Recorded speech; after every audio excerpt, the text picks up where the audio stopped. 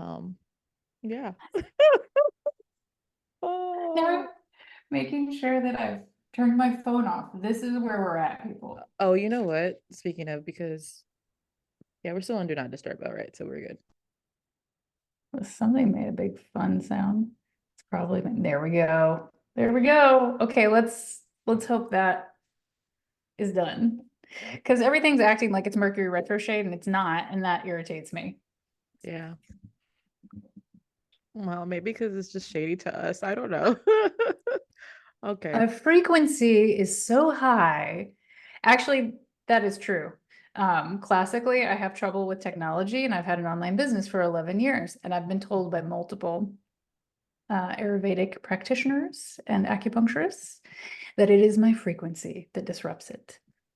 Might have wanted to tell you that before you collaborated or agreed to collaborate. Yeah, considering I have like random issues like that too, where I'm like, okay, well, here we are. Like I was so okay. I was so pumped because I had my setup and I was like, oh, new setup. I got my desk. Like I rearranged my entire room last night. And then I started plugging things in. I was like, okay, things are working really great when I was working over on my bed with the over the bed desk. And then as soon as I moved over here to start recording, I was like, of course, when I have 10 minutes left, all hell starts to break loose. And I'm like, of course you forget that you need an extra dongle for your microphone. Like, I'm like, really? So yeah. So yeah. Well, just so that our listeners know, I was sitting on the wrong link. I was like, hey, I'm here. You're like, yeah, I'm not there. I'm I'm over over here. here. We were both on time though, so I think that's a plus. And then I saw you starting to like messages, and I was like, she must be on her link. She hasn't said anything yet, but she must be sitting on her link. Well, I did, yeah. Yep, yep, yep. I'm just not even going to explain that story because that's just a waste of airspace. But yes, yes, yes, that's what was happening. So outside of things we're normally pretty, we're pretty good. It just happens though. Okay. You It gonna is the pull a first card for time we're us? recording in different locations, which Yes. is typically the norm, right? But not Hmm. for us. So this feels, I feel far away from you, my love. Yeah. But we're only like up the street, so it's good. Wave. It's probably good that we're far away today because I'm crunchy and cranky. I think we should roll right into it. Okay. It's Thea and Tandy. Welcome to Say What You Need to Say.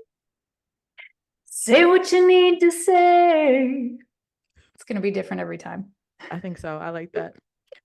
So today, I'm gonna talk about things that make us a little crunchy and a little crispy. Um, so the phrase here is notes. Take notes. So this That's the all podcast, y'all.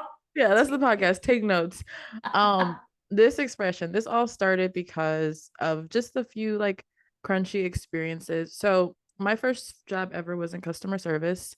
And after that, even though all of my roles have been internal facing, meaning I help people at the actual company versus external clients, there's still an element of customer service that goes into everything you do in a workplace or in a business or just in anything, right?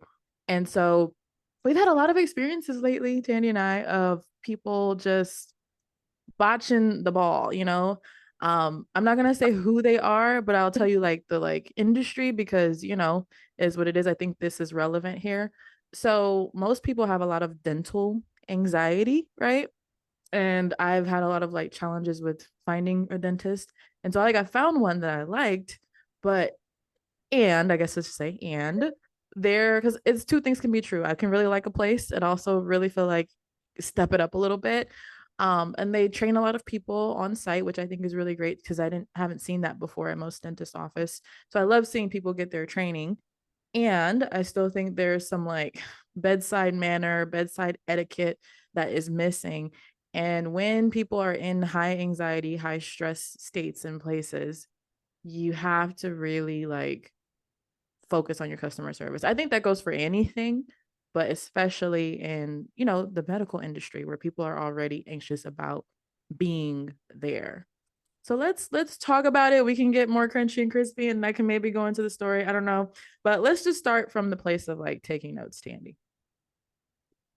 Well, I think that when it comes to taking notes, this is interesting because I can't remember where we referenced it or if it's been published before, but we have another episode that was based on a phrase that was said to both you and I in the same week, but under uh, different situations, circumstances. So it like one was a constructive and one was a not constructive connotation. And so we got into conversation, and this is similar. We both said the same phrase to people in a situation of, do you all not have customer notes somewhere? And probably if you're stating that, it's never constructive, but trying to be constructive, right? Like, Exactly. let's be efficient. This is a customer service industry. And I know that medical care, ooh, not always seen as customer service. And yet it is a business. And I want to be real careful. I'm not trying to be careful with my words because this is say what you need to say, but also like, okay, end goal in a business is to make money. And in order to make money and to remain in business, you need repeat customers. And Exactly. repeat customers come from good care, good customer services, and good experiences. And so, yes, you can always, in air quotes, I just made air quotes, get more customers. And yet, let me tell you, as someone who has been in business working in sales-based services for over 25 years, it's much easier to resell to the same customer than to get new customers.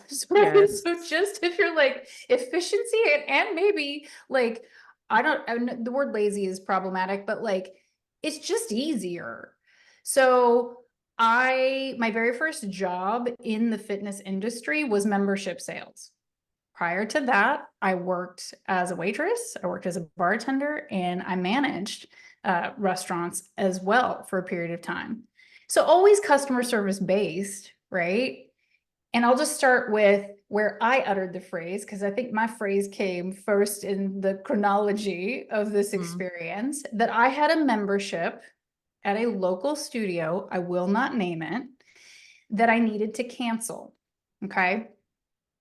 And I thought, oh, it's coming up. I need to cancel it today. This is a week ahead of time, right? So there's no mistakes. There's no oops. There's no like, let me just go handle this. And I went to the app. You could not cancel it on the app. I went to their website. It says, if you'd like to cancel your membership, please call the studio. I called the studio. Yeah, that face. I didn't even tell you all of this. I called the studio.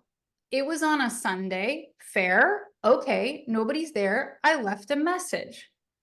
On Monday morning, I receive a text message that says, if you would like to cancel your membership, I mean, this face, right? Please email. This is 5 platforms, y'all. These are 5 different platforms. I've still not been able to cancel my membership. Please email us at this email. Cool, really not cool, but pretending like I'm cool. I email at this platform. I get an email back that, as a courtesy, wink, wink, it's usually, a fee to pause the account for 1 month. But they'd be happy to waive that fee. I know this face. They would be happy to waive the fee for me today if they wanted to put it on pause. I was like, done. I was like, this is 6 passes of communication. Okay. And here's where the notes come in. Okay. Before I signed up for this membership, there was a very lengthy discussion about whether I should pay for classes one off or purchase a membership. And the person there was like, well, this is actually cheaper for you to do the membership, and you can cancel at any time and sign back up at any time. So I think this is best for you, customer service. And I went, you know what? I travel a lot. My schedule is erratic. I don't mind paying more per class. You're actually going to make more money off of me if I buy the single classes. I mean, she talked me into the other. She actually lost the money. And I was like, girl, you know what? Okay. So I signed up for a specific thing. Okay. At this point in me canceling the membership, it's not even this. Like after that exchange, and I signed up for the membership, there were problems with me signing up for the membership. That is Yes. all I will leave that story to. I had to go in to speak to a manager about the experience that I had about signing up for it. And I said, the only reason I'm doing this is because I began in membership sales. I was responsible for $1 million P&L for a very large, well-known fitness facility. This was not an equitable situation. This was actually really bad in a lot of ways. And I don't know if you know that this is the way it went down. And after I had my bad experience, I left the studio. Two other women of color came up to me and told me what a terrible experience they had with membership there. And I said, the only reason I'm here today giving you this information is because I had a bad experience. I'm grown. I can deal with it. It's fine. But the two other people came to me and talked to me, and I thought that was weird. So you need to know there's some holes in your membership program and your sales stuff. This is like a calling you in rather than a calling you out. I'm trying to help. So when we get to this place where I'm like, after X amount of months, I've already spent a decent amount of money at this studio on other projects, other things, other events, and I'm just trying to cancel it.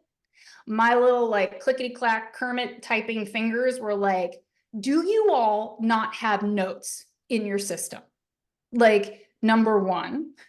Number two, I did not request a pause. I did not express, I said, I'm traveling for 2 months and I need to cancel it for 2 months. Please cancel it. Otherwise, we will be wasting time in email tomorrow. Send. So for everybody listening, I was making a shit ton of faces because there's so many things wrong with that. Okay, So first of many things all, wrong. I just want to like, okay, see here's where they went wrong. Just from this is just a business standpoint. This is not even like about the notes right now. So they could have got you on the upsell for the single class, but what they tried to do was make up for the cancellation, the loss of a membership with the fee by not, like, or the pausing of the fee, excuse me, by not, honoring the cancellation and then drawing it out. By the time you guys draw it out, your card would have been charged and you would have been sitting up here in a conversation about a refund. I was like, this is an actual shit show. And you are lucky I'm not fucking pissed. I'm sure they thought I was a bitch in email, as any female who is clear and concise is. Mm-hmm. And I was like, I'm done. This is 7 engagements, interactions on 5 different platforms. You have got to be kidding me.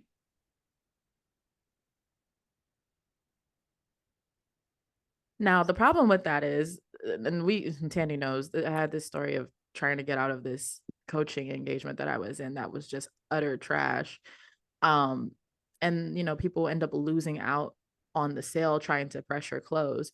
Pressure closing people is internalized patriarchy. Is patriarchy. It's not even internalized, it's blatant, Can actually. I just say it? Because people don't like this language. Go for it. It's rape culture. It is. I mean, let's turn every no into a Into a yes. yes. Or the other expressions like closing is helping. If What? you're true, so here's the thing. I used to be, well, people don't know this. I used to be in sales, finance as well.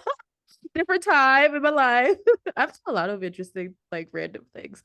But that was one of like the expressions, like closing is helping.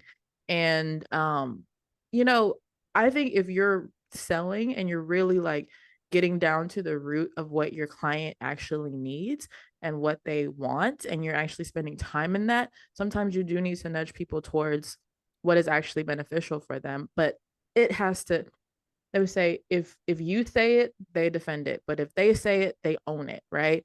And so it's getting people to realize what their actual pain points and holes are and work with them to come up with a solution. So you already knew in your mind what you wanted to do, and so what would actually work best for you, your schedule, your time. And they actually missed out on money in both ends, because who knows if you're going to come back now after that type of experience when you come back. You know, another miss, this is going to sound very egocentric, but another miss is somebody who's been in the fitness industry, and I have an online membership based business. Y'all, just so you know, on my studio for the last 11 years, 2 button clicks on the site, you can cancel. Like, Yep. I get it. I understand what they're doing, which makes it even worse. But they could have used a call in moment there and go, oh shit. Okay, well, we don't have training for this. We don't have support for this. Do you ever do consulting work? Would you ever want to come in? Let's just chat about this for a hot second longer. Like, there wasn't even, there's no inclination of like how to make that experience better. And had they had notes, like, look, they, I don't know if they lost a client because when I go there, it's for a very specific thing. I know what I'm getting. It's in and out. It works for me. That's a choice that I'm making. Mm-hmm. However, in theory, they just lost a client. Mm-hmm. But not only that, I've had 1, 2, 3 experiences with them now that were not optimal. Like, not talking to me like a human, Mm-hmm. which is what we communicated when we were talking offline about this, that it's a capitalist culture. And Yeah. I don't want to be unclear. I like to make money. I am excellent at sales. Like, I loved selling. I loved waiting tables. I loved bartending. And I loved training people how to sell, personal training and Pilates. Yeah. Loved it. Mm-hmm. So fun when it's a fit and when it's a match. So I get it. Like, closing is helping, but there is a way that you really can serve someone, listen Exactly. to their needs, and make a sale.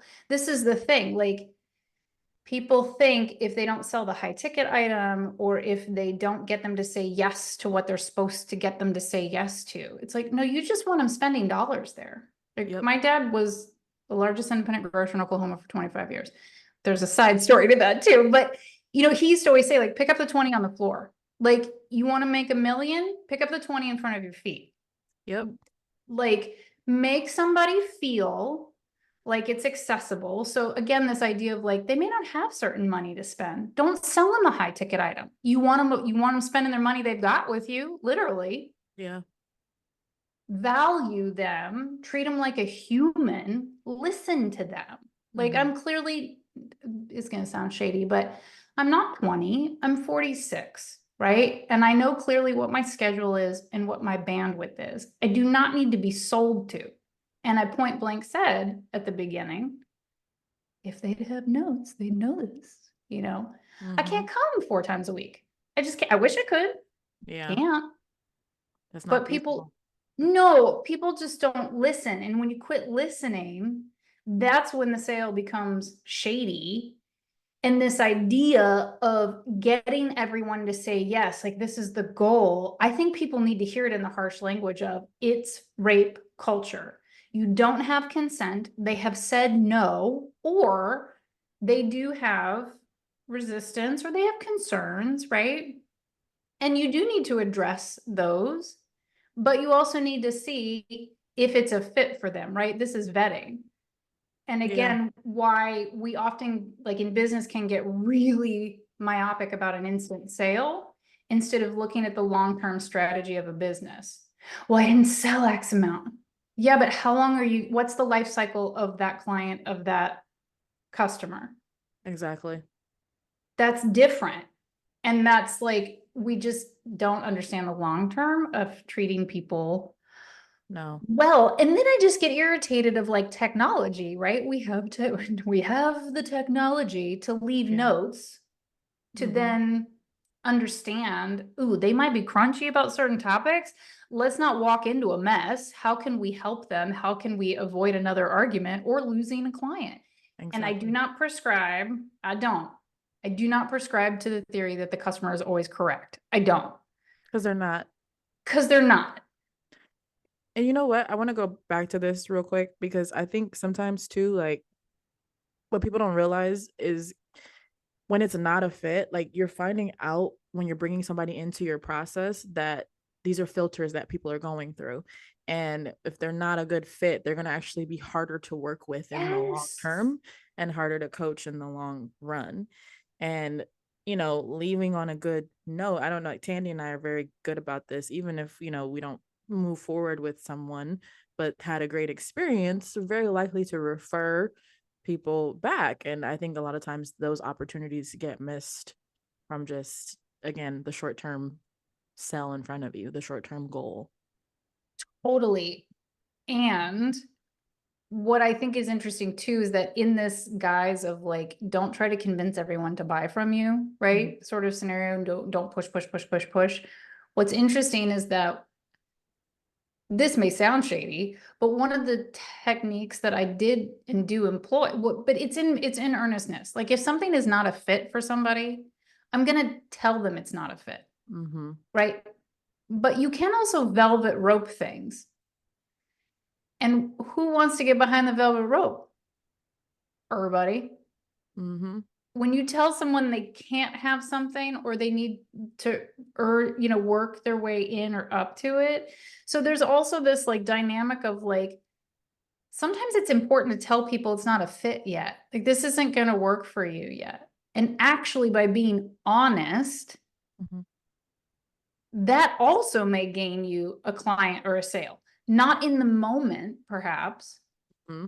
but somebody who was actually honest. And this has come back in feedback too in a gorgeous way. I mean, it's been 5 years, but for magical mentoring, I know it's slow and to do vetting calls and exploration calls, and everybody wants to do this like churn and burn, big dump. I don't. That's not the work that I do. I want a genuine human connection, and I want to make sure that it is a fit for Mm-hmm. me and for them, that what their expectations are, their wants or wishes are met by the program. Mm-hmm. And I've had people who, one, have thanked me for saying no, you know, or two, are just outright shocked that I say this isn't the right time. Or if they have financial considerations where you can just tell it's not a fit for like, not that it's not a fit, they deeply want to, it's just not a situation where they're ready to do that or able to do that. I'm like, absolutely not. Like I know managing your budget is not my business. Yes, I do spiritual and personal growth. I absolutely do not want anybody capsizing their budget and bringing stress to the table right off the bat. Mm-hmm. Now I offer sliding scale things also. If it's a fit and then it's not accessible, then we work through that. But I just feel like when I have an experience like I did with this studio, Mm-hmm. that part of their marketing and branding is diversity and community, that eyebrow raise. But you're still treating them like a commodity. Mm-hmm. You're treating them like marginalized humans by trying to take advantage of them. You're not Yeah. empowering them for confidence. You're saying you don't know what you want. You don't know what you need. It's gaslighting. Yes, Yeah. I do. I stated very clearly what I needed and wanted. It's just problematic. It's internalized you're like it's just patriarchy, like top to bottom. Mm-hmm. That is Misogyny. What other words can we drop in there? Misogyny, patriarchy, rape culture. I know what's better for you than you know what's better for yourself. Like, right. Well, narcissist, right? Like, oh, I'm yeah. just not even gonna. Yeah, it was a lot. So ooh, as a female, as a business owner, as someone who has literally done membership sales and managed people and managed studios and like had other clients pass from other, teachers, you take your notes with you. Take your notes. Like, even if the note, okay, is like, this client is a hot mess. However, I mean, don't be totally shady, but these can be challenging aspects of working with this person, and this could be problematic. Please be aware of this and take care of them the best you can. Like, what? Why? Why are we not using notes? Mm-hmm. I think you should talk about your experience now because yours was different, but similar. Yeah. I mean, well, it reminds me of your experience. Well, I know we were going to talk about the medical, experience today, but It reminded me of the experience where I tried to cancel that coaching engagement. And, you know, it was so interesting. I went, well, okay. So this is my problem with spiritual based businesses or businesses that claim to be spiritually based. Um, Is it religion. I'm just putting it out there for everybody because some of the spiritual businesses fall into that category too. So fair? spiritual and religious businesses. Some of my issues around these areas is like leading with the spirituality and the religion, I think is great. I think it's also really important to examine your values and like if your values can really be in alignment with your business, right? And if they can't, you might want to just, you know, state that this is who you are, but like don't tie up your business in that, right? And so, or just live the fucking principles that, you know, you claim to live by. And so I was vetting a few different coaching engagements because I needed some support. And you know, it's so funny, like I needed more of a springboard, but this is what I do is like, you know, learning and development has been my industry for, you know, over a decade. And so, you know, I know what I'm looking for when it comes to who I want to sit down with and why I want to work with them. And at first I thought, oh, this would be really great.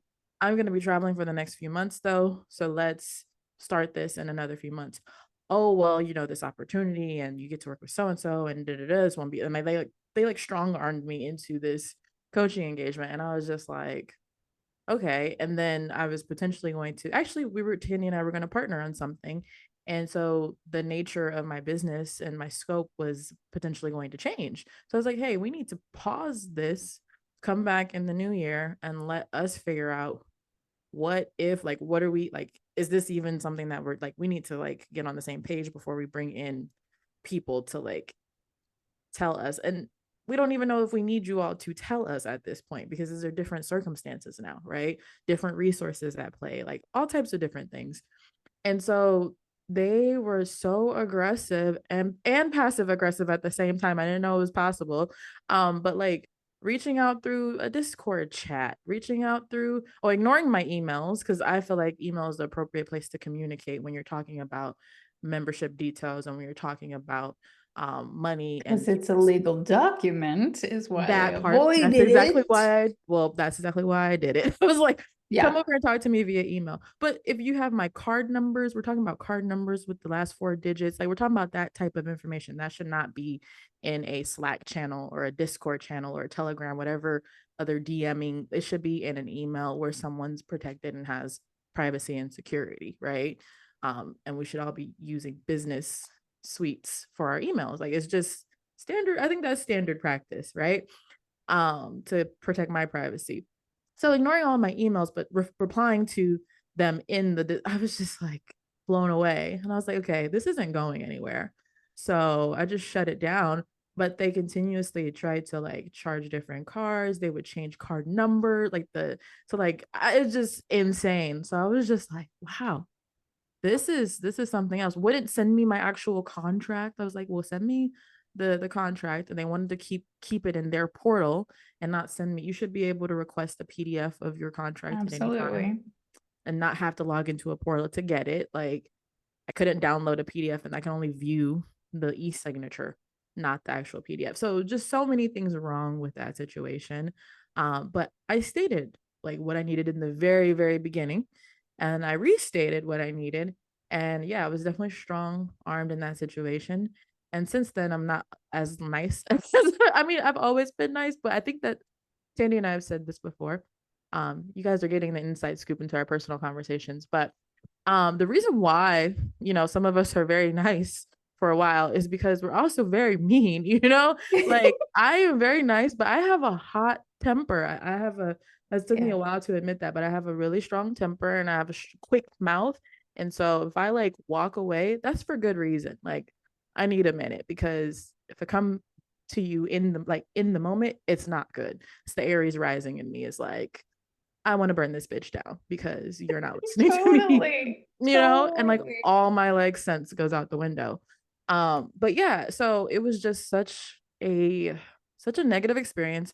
And I think what really topped it off and took the cake for me was that this was a business claiming to be spiritually based and religious based. And people sometimes put that up there to make people drop their guards when it comes to walking in the door. But why should I work with you over anybody else doing the same work that you're doing at this point? It's such a false trust. I mean, it's so predatory. Like, one, because of the way that they engaged with you after you very clearly, nicely ask for what any customer or client can ask for, right? And there should be solutions protocol in place when someone asks to pause, when someone asks to cancel, when someone says, life has shifted on me, this Mm-hmm. a new opportunity has come up and I don't know how this fits into it. How do we navigate from here? Now, they can be totally hardcore, which is their right. You're going to keep getting charged. You can have access to the portal, but we can't do anything other than that, right? Or we won't do anything. Okay, cool. But here you are communicating with them preemptively, Mm-hmm. right? And this is an opportunity to offer a pause, or like, you know what, we don't do refunds, because I don't do refunds. That's fair. I think, when if it's stated for things, like, we can't refund you, but we'll stash it. When you're ready to come back, you Well, have remember, access I to it. wasn't even asking for a refund, remember? I know. That's the thing. Yeah, that's right. Well, this is why I was like, that was just shady and predatory. And I And even like, offered to pay my last, what was it? I even offered to pay the like next thing that was yep, due. And then after which that, was like substantial, last, y'all. It wasn't it small. wasn't small peanuts, you guys. Yeah. No, So it was not small. yeah, for the amount of work that was done, it wasn't equitable whatsoever. However, I understood, like, they put time and energy into like creating that. Like, Yeah, I totally totally. understood. So I was like, hey, we could just do this part. But it was just all of the way the communication went down. I was like, okay, now you get nothing. Because like, Total. Like, when you have, as a business, when you have someone on the phone or in communication who is trying to handle their business and trying to pay you or let you know what, that car's not going to go through. Like, what can we do? Are you kidding me that you're not going to take that opportunity when you have all these other people who don't communicate out of embarrassment or, whatever, or just cause? It blows my mind. That was the note that I wrote down, was like, all of this blows my mind from a customer service perspective. yeah.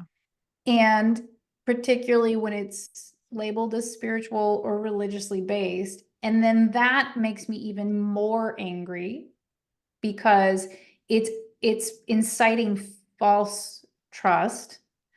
Look how trustworthy we are. And I'm sorry, but for me, and I'll say it out loud, and we can talk through it, and I make grace for friends and I understand. But anything that's religiously based that wants you to trust just because they're religious, I'm like, ooh, I got extra side eye for you, you know? But it's just as bad, you're right, in a spiritual context. Because also, right, spiritualists, tarot readers, historically, we're all seen as shysters. You know what I mean? Like, it's not real, it's fake. You're just gonna steal my money. Mm-hmm. So it makes everybody look bad. And then Yep. it makes, can be difficult to discern. I mean, I've Mm-hmm. had my business picked apart from the back end because I'm a tarot reader. Like, Mm-hmm. they were just gonna close down the site because of this platform. They weren't gonna process any of the payments anymore. Yeah, this is like all kinds of weird stuff. Holy shit. And I was like, you might want to go look at all of the charges, how long we've been in business. We transitioned from a platform that we've built. We've had in like 11 years, maybe 2 refunds that were earnest. Like, okay, yeah, that just was a mess. Like, cool. But Yeah. we also have a no refund policy on the site because we have an online service that's always available. So unless it's not available, which is the case in those two, like there Yeah. was an outage, it didn't have access to it. Okay.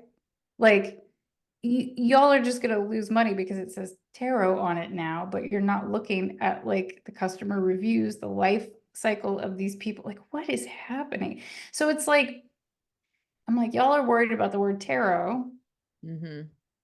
but not worried about Christian aspects when they are more predatory or at least equal to others.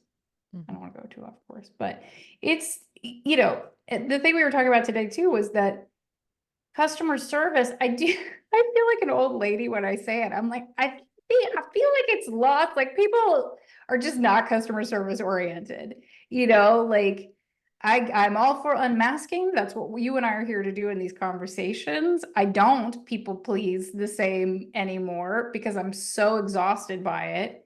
Yeah. And if you have a business and you would like to stay in business, you might lead with service and communication and relationship building. Hmm. But I do genuinely feel like people don't know how to do that anymore. And I give grace. I gave grace for COVID. I do think some of us forgot how to do it a little bit in that period of time. Yeah, I think some of us were already struggling before COVID, but Right, for sure. But I was like, me, I am an empath and I am trying to figure out like, why do people do what they do? Why is this response? Why is it this habit? Most of it is internalized patriarchy, particularly the way women are treated, particularly the way women of color are treated. People can't figure out if I'm a woman of color or if I'm trans or if like they don't even know what to do with me. They're just frustrated. because they can't put you in their little box. For real. And then when I'm sassy, I'm like, because you were rude. That's why. Like, you don't have to like me. I'm not asking you to please me, but let's just communicate. We're here for a service. Like, we're talking about business in particular. Like, I'm here to spend money. You want my money. Hmm. We think, we hope. You say you do. So, Yeah. how do we do this? Yeah. Do you feel like life, culture, humanity has lost some customer service? I would like to say that I think going beyond customer service, I think that life, culture, people have lost the art of intimacy, like, Mm. and I think that's at the root of, all of these things. And who says it? I can't remember who says this quote, but it's like the iPhone, right? Everybody's like, me. Everybody's into their phones, their devices. And 9 times out of 10 you think someone has a problem with you, but really it's like something that like it's them. Like people aren't thinking about us is what I'm trying to say. Yeah. And I think intimacy is what's really missing at the root of it. And we talked about this in our first episode of you know thinking about a human on the other end of the interaction. Um and yeah, like maybe that didn't bother them after the day, and maybe that's how they normally run their processes. But you remember, I was pissed. I was just, and I was consumed by it the entire day because I was dealing with those like messages and communications all day long, and I was just like, Well, it was more than a day, wasn't it? well, it went Like, over the course of the day, but the initial like interactions yeah. was like a whole day spent dealing with this, and then and I don't think it got resolved until another like couple months. Like it was ridiculous. I Ridiculous. think, the other, like the word that I would use that comes to my mind, like when you say intimacy, because I go, yeah, Yeah. it's about, connection. Like we're just not connecting Yeah. with people. So the other silly anecdote that came up was that for Mother's Day, I was at a restaurant. Yeah, we went to Mother's Day brunch. You know what I mean? As you should.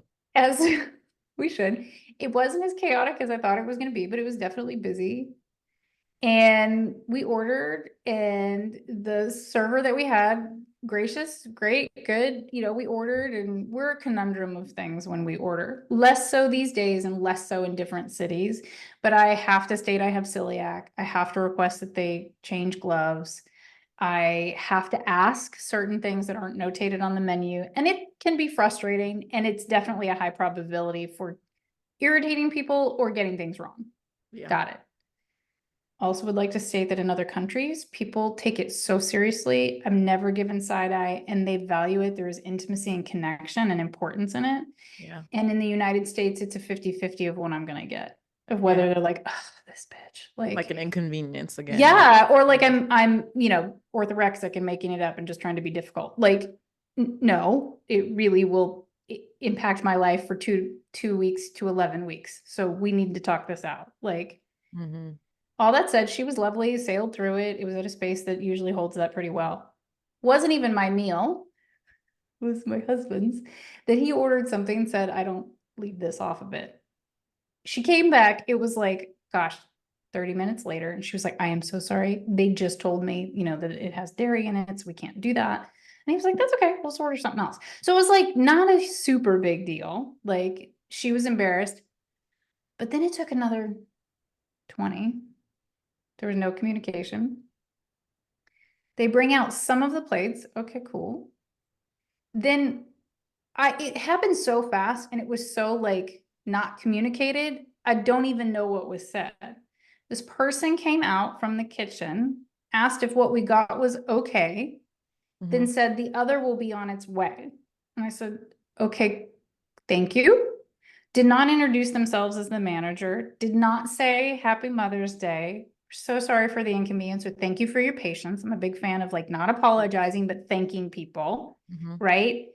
And then she kind of mumbled and literally kind of mumbled where Mateo was like, what did she even say? And I was like, I thought I heard her say comp, but I don't know. So we're like, okay. They finally bring his plate. The server comes back. She was lovely. She's like, you have everything you need. Everything's okay. I said, yeah, great. And he was like, I don't want to pay for two entrees. And I was like, you know what? There's nothing to do but enjoy your meal and wait till the check comes and see what's on there and what's not and deal with it then. And so finally the check came and there was nothing on there. So it hadn't been like put on and comped. It just had been deleted. Mhm. But there was no communication about it. And it was so awkward. Then it just made the whole thing awkward where I was like, I don't even know what's going on here. I don't know if they care. But I thought, as somebody who's worked in the restaurant industry, I have deep compassion for Mhm. busy days. Like I really do. I'm cheering for them. I get it. And when you have a day that you know is supposed to be a shit show, like Mother's Day brunch, your job as the manager is to know it's going to be a shit show and to make it as beautiful as possible while things are sinking, because something's going to sink on a busy day like that. Yeah. And I thought, I get it. She's running. I've done it. You run in between the kitchen and from there, but like, take the pause, make the eye contact. It's a special day. You don't always go out when you have kids. I don't care what age they are. It's expensive. And like, there wasn't intimacy or connection in the dialogue, and there wasn't clarity as to what was. I was like, what is happening? Like Yeah. that seems like a simple engagement to go, we're so sorry, but we're comping that. Enjoy your day. Yeah. That does seem very simple, but I had this college advisor, Luella. She was amazing. And she wanted me to start helping her kind of like advise some of the students. And she was like, just so you know, like sometimes they're not rude, they're just a little awkward. So they're not gonna always look at you, or like, like you're gonna have to like pull it out of them. And I feel like that's kind of the case with some people, because again, everybody's in here in their own mind and Yeah. not thinking about how the interaction is actually playing out in real time. Like it'd be so, there's this okay, there's a Black Mirror episode. Black Mirror, for those who don't know, is a show that's very sci-fi based, and some of it scares me because some of that could really happen. Big I sci. refused to watch it after one episode because I was like, that's too real and I'm not doing that. That's creepy. Exactly. It's creepy. It's very creepy. And but in this one episode, people had this option to like rewind the memories, right? So like everything that they would do and see was like recorded, which I don't really like that. But like, I don't know, you almost have to think about it like that when you're dealing with other people. Step outside of yourself. I think that's the thing. We're so in our own heads, we're so focused on ourselves that we never take a minute to step outside of ourselves and say, how did this interaction really play out? Asking for feedback sometimes about an interaction, taking a moment to use your words and speak up. Like you got the manager position somehow, right? Like you had to communicate in the interview. So communication skills exist, right? But it's just about having that interaction that's not about you all the time. And I think that's a big part of it too. It's like, how's this person receiving it? How is this going? Like looking at the Well, body language, the cues, like there's so many things to like glean from. totally. And I don't expect perfection from people. Actually, lately, I feel like I've placed the bar really low. That part. Like, just the experiences that I've had, I'm like, okay, I don't need to go gunning for anything. This is not an No. ego thing. I just need to move through this interaction. And going about your way. Yeah. Ain't nobody got time for that. Um, but so I don't feel like people need to be perfect. I No. just do feel like there has been, I will just speak personally, right? In 10 years, 11 years of having an online business, right? Just let's take that because we're talking about being in the I on the screen. And Mhm. we know that it's changing how we process information, how we engage with information, and how we engage with people. And this is one of the things that I watch out for in my kids of like, okay, how much too much screen time is too much screen time? Because that's exhausting to try to manage. But my whole thing is when I ask them to put it down or when they put it down, can they still be eyeball to eyeball? Can we communicate and connect? So as Yeah. long as that is still there, I'm not going to still so much worry. Different strokes for different folks, but that's where I've landed with some things. Like as long as we can still connect and communicate Mhm. when we need to, and it's asked, we're in a great space. But in the last 11 years online, what I noticed is that everyone, very broad general strokes. Let's be Lots of people. problematic. Lots of Yeah. people. Lots of people, everyone thinks they're an expert and they don't know how to dialogue, right? Everyone's communicating, blah, blah, blah, send. Like they're communicating to be heard, but not to be one understood or two to engage in communication. You know, one of and we have bumped up against it. I bump up with it, my husband all the time. No, what I said was this, and I don't think that word means the same thing to you, or right, how it was received versus what I said. Okay, yes. I mean, triggers are a whole nother thing. Like the triggers are not in air quotes, the fault of the person that triggered you or the thing, right? Our triggers are ours to heal and to work through.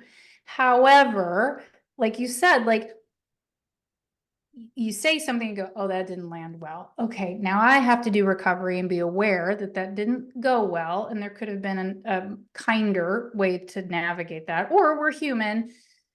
That just fell out of my fucking mouth. Here we go. Let's solve that.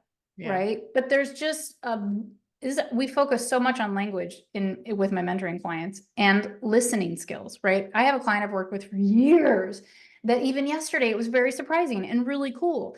She has all these techniques and all these tools. She's grown so much, done a ton of healing, really empowered herself, speaks up for herself. And now we're at a point where I'm like, are you speaking up for yourself or are you just verbal dumping emotionally and running away? You're not processing, you're not giving people, you're not requesting things and giving timelines and following up.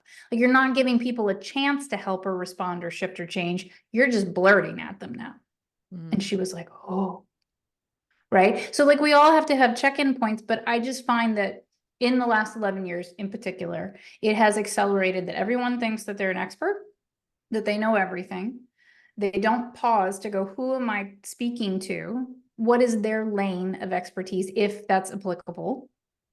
Or not ageism, but like, where are they coming from? Maybe in an age spectrum of life experience, or like, what might be their perspectives. That's not to like tell people who they are, but just to like, I get it a lot because I look younger, so people assume some things that I would just love to one see people be more curious, ask questions to the person. Do you know this? Have you experienced this? Like, what do you think about that? Or they just don't know how to communicate. Everybody's just lobbing comments and noise and then don't know how to deal with another human who's communicating back and like work our way through this. Do you experience something similar or what do you think about that? That was a lot. So I know. Well, nutshell, because it was a lot. Last 11 years, I think people have lost their ability to communicate, Mhm. like whether it's Discord or not, they're just publishing. You know what I mean? Like, Mhm. Yeah. I mean, I think this just keeps going back to the same principle of there's another human on the other end of the interaction. And Okay, so there's two things, like, because we're very much so online and in the social space, and so sometimes, like, I think about certain interviews I've done, even where it's like, because of the way that the interview was set up, there's not a lot of context that I could give in the moment, or to actually enhance the understanding of that particular scenario. And I think the same is true with like social. It's like you're putting it out there, but maybe, start putting it out there in a way that allows people to engage and interact back with you versus like, I'm telling this at you. And yeah, everybody has a microphone, everybody has a camera, everybody has a platform now. And so it's just, yes, everybody is not an expert. I struggle with that though, because I know people are like growing into expertise too. With saying like everybody's not an expert, like people are growing into it, they're trying and they're faking it till they make it. I do think there's an opportunity to engage people that have been where you are trying to go, or done what you're trying to do, or some version of that, but having some like genuine interaction to bolster that credibility, to bolster that space. So I don't know. I struggle with that a little bit, because I know you have to put yourself out there in order to start becoming that expert. But to say definitively, this is how you do things, this is how we do things in this way on my platform. That's why we're doing it like this. Um, so I don't know. I have a lot of different thoughts, but I do think that at the core of everything, there's another human on the side of the screen, whether the person's putting it out there or the person's receiving it. And it's a matter of us. I said this to my friend the other day. They were just humaning and they happened to human on me. And now we're like like it's just a part of, like, sometimes we're gonna have sticky stuff, and now it's like, how do we recover? But also still trying to consider, like, there's another human on the other end of this. I think that's just where it goes to at the end of the day. There's somebody on the other end of this receiving it. And I am too also responsible for how I receive and how I engage back.